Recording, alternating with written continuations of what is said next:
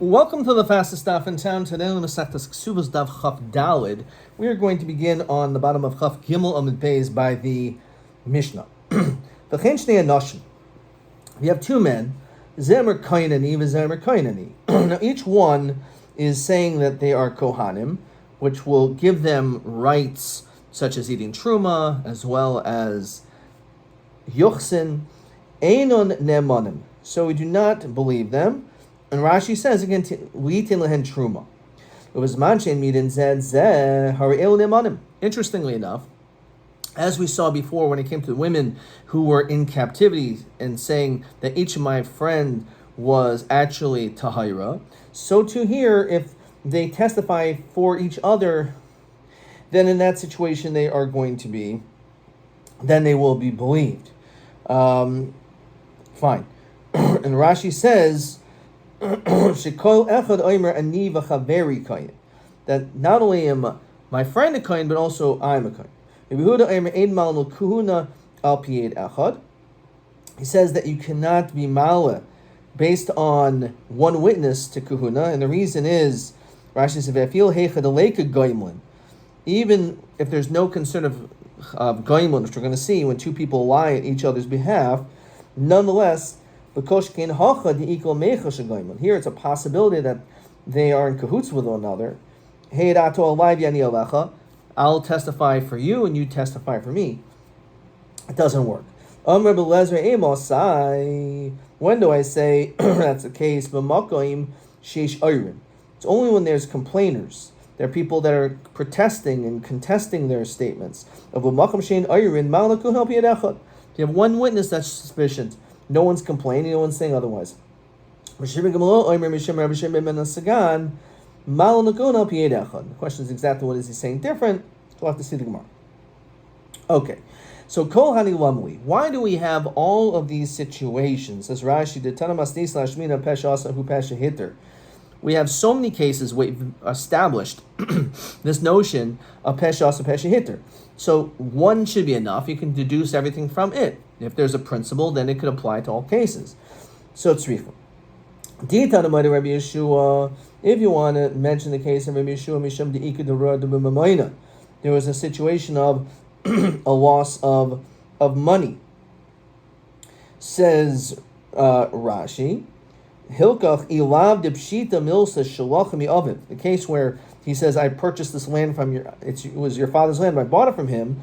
Lo oimer shalvicha, who never have admitted that it was once his father's. Why would he have caused problems for himself and have caused a financial loss? So in that situation, because there's a darar de mamoina, certainly his first statement of the land was your father's. The next part of the statement was clearly to explain the first word. So it's only again here maybe we say peshas or peshiter. Although if there's no darar de mamoina, maybe not. If you want to tell me the case of witnesses about the document saying we're in Nusim and Seshem Shum, alma, because they're coming from outside. Says Rashi, Ein hadibur ha'acharein mahani u'atzmo el acherim. Umishum acherim u'havi hadri b'musayu. Avli'u gufo denavshi mahani ki hadrim u'kachtiya. So over there, you're yourself explaining it. Avli'u d'lenavshem e'emelo. As we continue, Chabdal and Manal. V'yashmin and hani tarti mishum d'memoina. Both of these have to do with monetary cases. Avl eishes ish. A woman says, I'm an Eishes Ish, I was an Eishes Ish, I'm a Punuya. The Isura, we're talking about Isser, and we don't learn Isser from Mumlin, same below. Nishpeisi, Utaharani Lamuli, so why do you mention that case? Misham Tikabulu Misni, because we need to learn the later part of the Mishnah that says, that if, let's say, she already got married and the witnesses came, or we mocked her to get married, and the witnesses come, that Harizul or Tesi, she doesn't have to leave that marriage. So anichaman di'omer demasti la seifa. When it says in that part of the Mishnah, the last sentence of the Mishnah, that if she got married before the witnesses came, that's referring to the seifa about shvuya, which were mekel when it comes to them. That makes sense. Elaman demasti la reisha. It's also by the case of Ishasish, my ikol memar. So there's nothing being added there. Because we need the case of shtei nashim shenishbu, that each is believed to testify on their friend. As we said, that my friend is tahira, so in that case we believe them. So here we go. That because we may be concerned of reciprocity, that possibly they're really both lying, but they know that their own testimony for themselves won't work. So they say, you know what? You cover for me and I'll cover for you. So the din is, we're not chayish l'goyimlin when it comes to this case. So why do we need this case about the Kohanim? Because we need to establish this machlokas, as we mentioned in the Mishnah, regarding Rabbi Yehuda the Rabbanon by a kohen. Fine. So question 9 asks, so we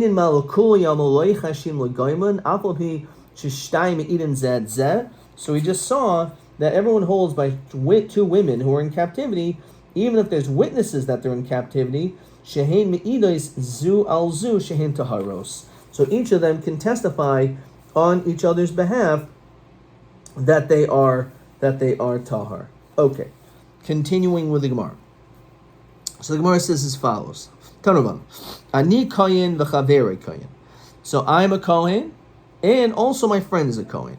So nemen l'hachil b'truma. We're going to believe them to the extent that they could eat truma. However, enu nemen l'hasiu isha. They're not going to be able to get married ad shiu gimel, until there are 3 witnesses verifying that this is in fact the case. Why? Says Rashi, who can he not marry? He's certainly Jewish. It means miyucheses, ma'ala hi biyuchse. A woman who has a great level of pedigree. So that woman, only someone who verifies that he's a Kohen, which obviously means he also has very great yichus. You need 3 people. Shnai me'idim al zeh, u'shnai me'idim al zeh. So why 3? 2 for this guy and 2 for the other. Rabbi Yehuda Omer, no. Afenu nemen la'achil b'truma, ad shiu shloisha, shnai me'idim al zeh, u'shnai me'idim al zeh. So we actually have a machlokas. Both of them hold yuchsin, it doesn't work. The question is, based on their testimony, do we allow them to eat truma?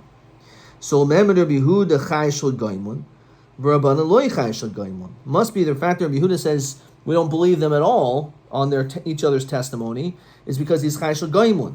He's concerned of reciprocity.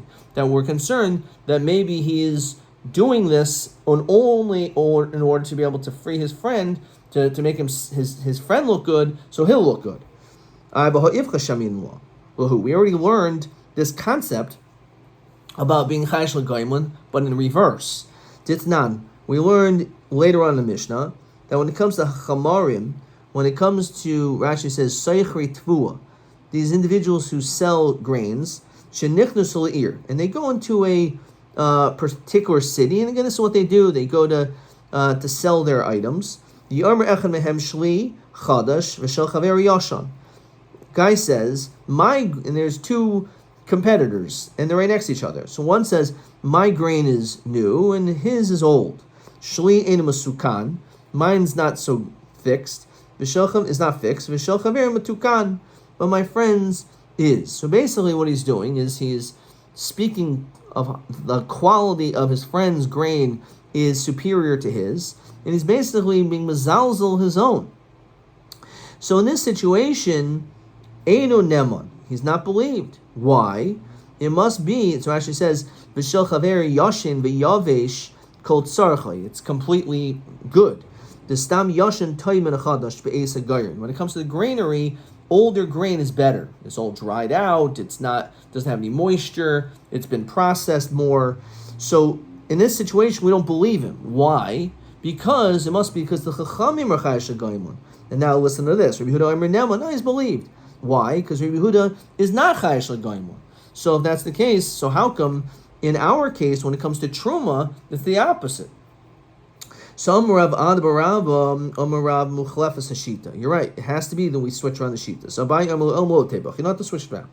B'demai hekilu. Here we're talking about demai. So because we're talking about demai, which in itself is Durabanan, so the din is that we are lenient. Rov Ami Aretz Masrin Hain. Because the majority of people, even if they're Amaratzim, they do take off Meiser. So therefore, even if it's true that it's possible that normally I'm Chayish L'Goimlin, here Rabbi Huda says, I believe him. Because we're going to be lenient, because we're talking about Demai. So the Gemara says, Omar Rava, so the Rabbi Huda Kasha, Rabbana Kasha? What do you mean? It's a Kasha on the Rabbanan too. Why are you only answering the Rabban on Rabbi Huda?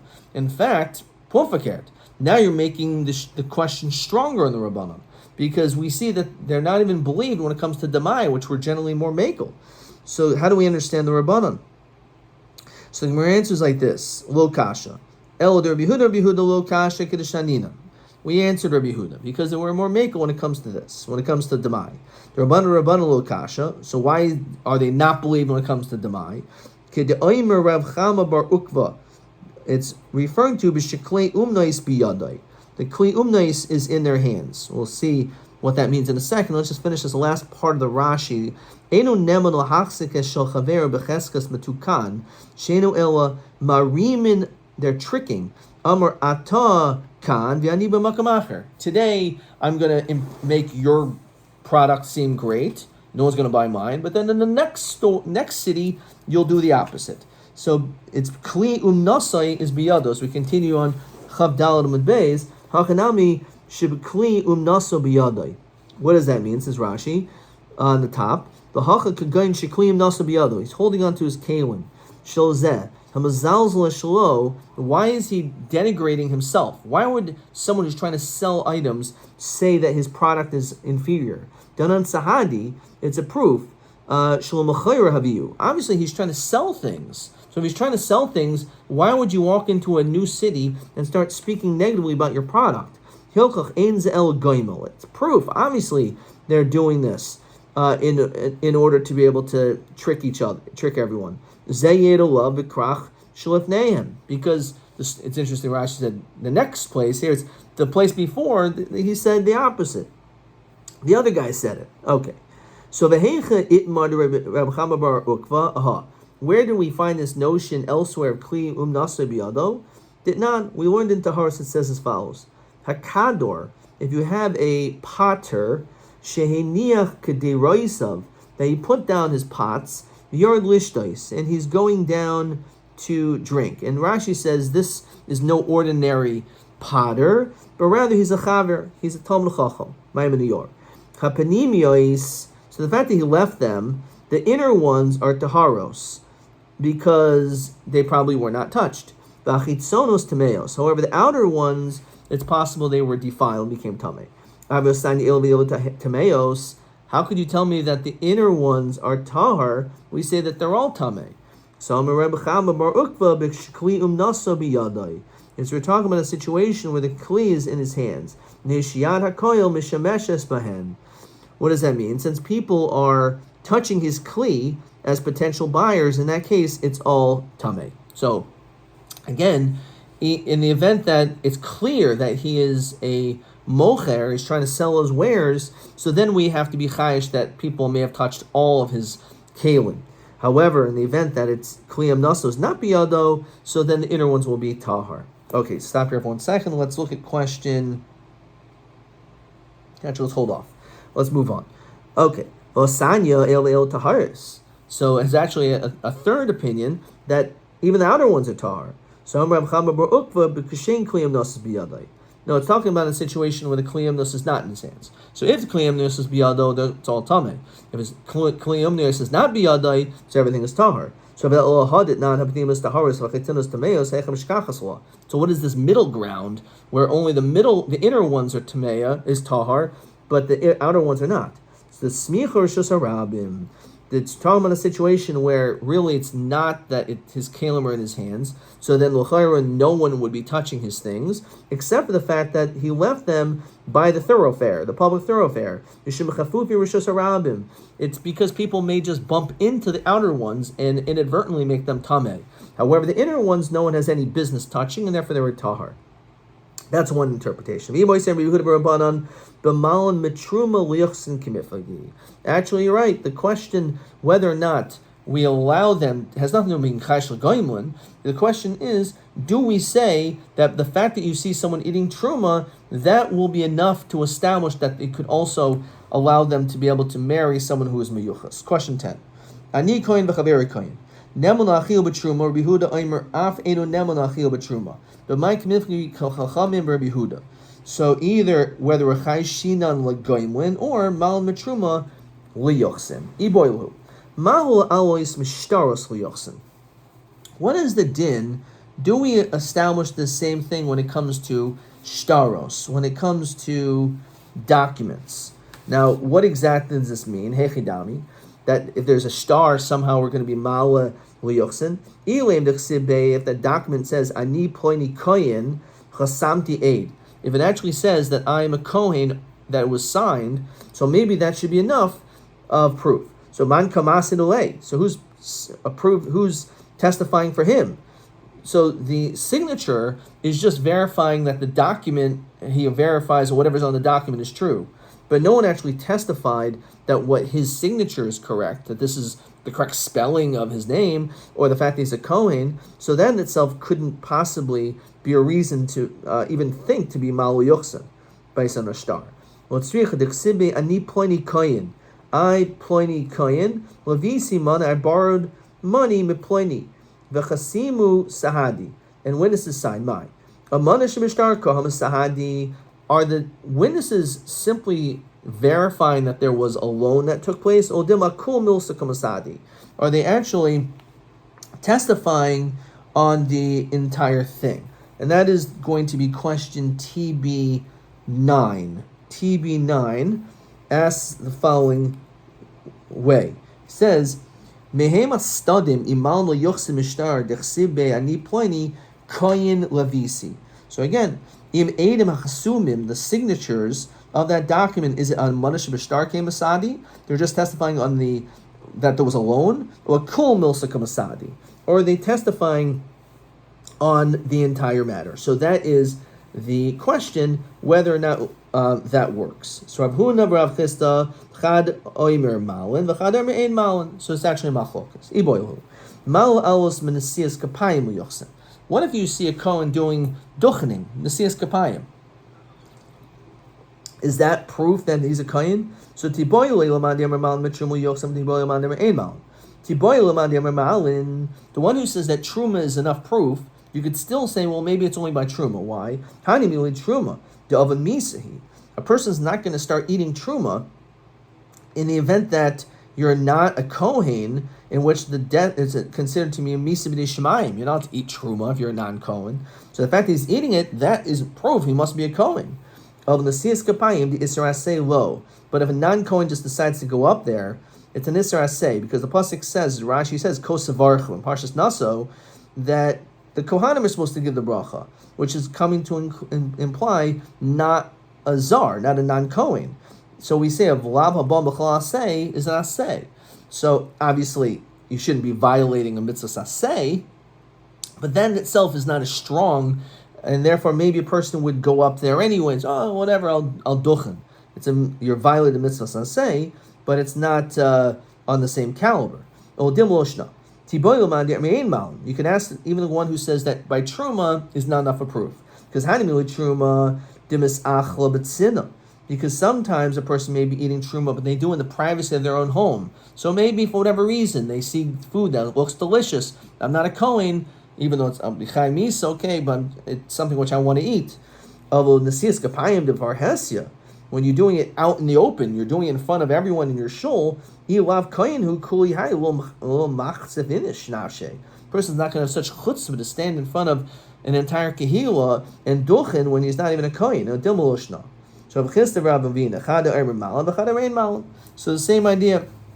there's again a machlokas whether or not the din is when it comes to truma, when it comes to din nesias kapayim, whether that's enough proof. So he asked this same question. So Amalei put the Rav Chisda Rav Avina. It's what do you mean? It's a machlokas. Okay, hilchas amai. So Amalei ana masnisi adana. I can only tell you masnisa. I'm not going to tell what the halach is, but listen to this. The Sanya. Rav Yosi Aimer. Rav Yosi said the following: Gedoyla chazaka. A chazaka is so important and so strong. Why? Shnamar, because it says in Sefer Ezra, Ubnei HaKohanim, when it came to the children who were Kohanim, and it gives a list of these people, such as Bnei Chavya, Bnei HaKoitz, and here we're going to focus on Bnei Barzilai. They took from the daughters of Barzilai, Hagiladi Isha V'Yikar al Shemam. Okay, so we see from this pasuk that the Bnei Barzilai were Kohanim.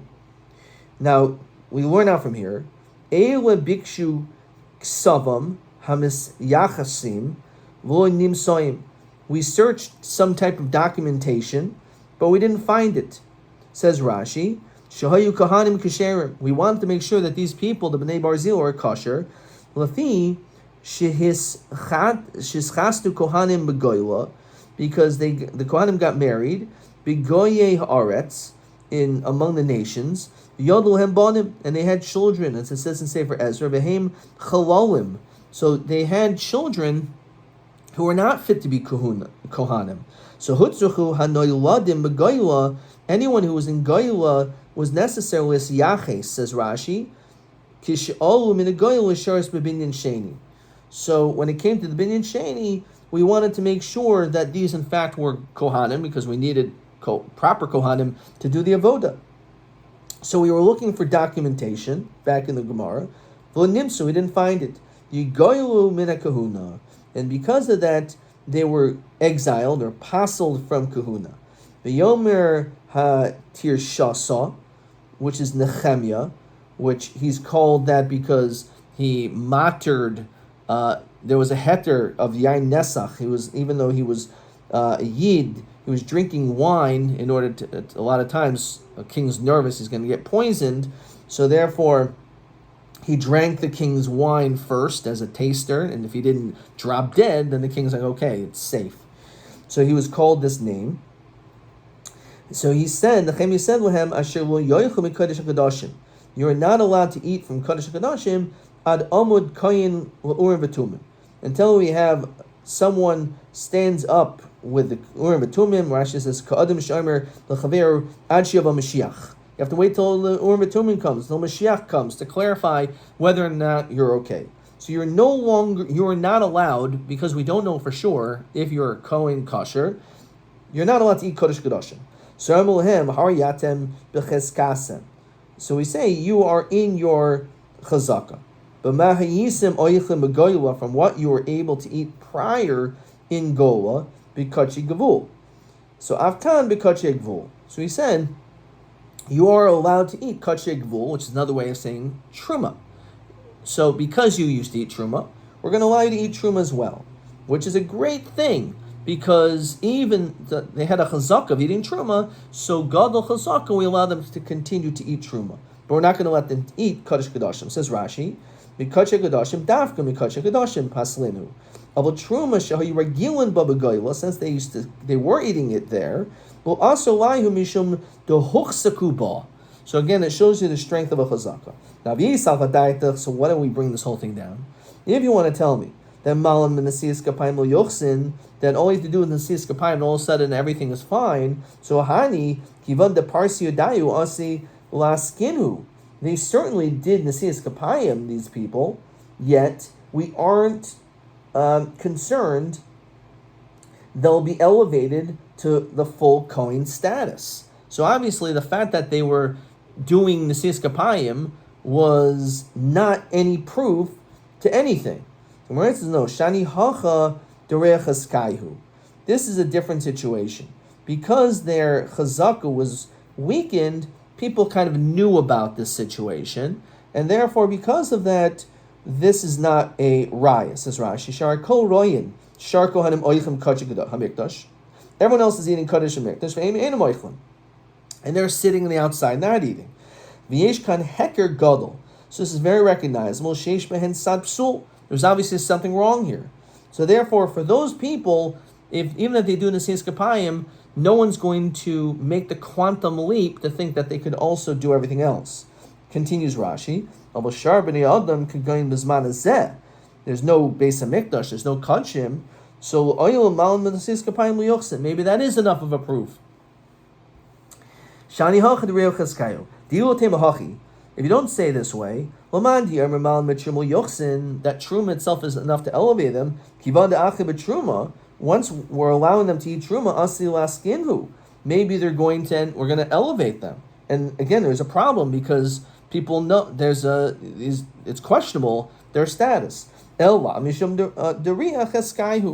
as we said, we don't have to worry about that. Even if normally we are from truma to yochsin, it's not going to happen in this case.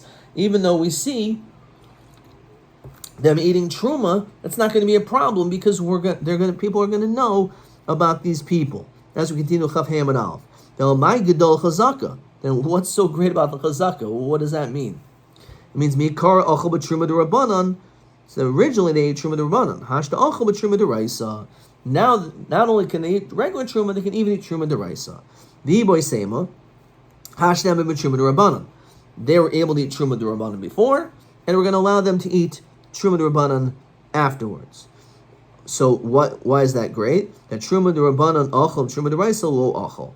V'chi maskinan. When do you lift someone up mitruma? If you say them eating truma yochsin, is only b'truma d'Raisa. B'truma d'Rabbanan lo maskinan. So the fact that they're eating truma d'Rabbanan, but they're not eating truma gedola, that could be the raya that there's something wrong. So the fact that even if I hold that truma is proof, that's only if you're eating truma d'Raisa. So then the elamai gedola chazaka. Even if it's possible, you can think maybe we shouldn't allow them to eat truma d'Rabbanan. They used to eat truma d'Rabbanan. Now we shouldn't allow them to eat truma d'Rabbanan because maybe they'll eventually come to eat truma d'Raisa. That much we are not concerned. We'll stop here. Question 11.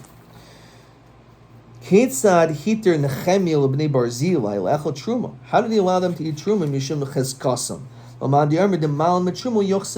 So either because the chazaka was already bad, that they're not able to eat kachei mikdash, so a person's not going to come to elevate them. Alternatively, lo hitluhem el truma d'Rabbanan. He only allowed them to eat truma d'Rabbanan, and with truma d'Rabbanan lo kol yalma ein mal lo yochsin. So you don't have to be concerned.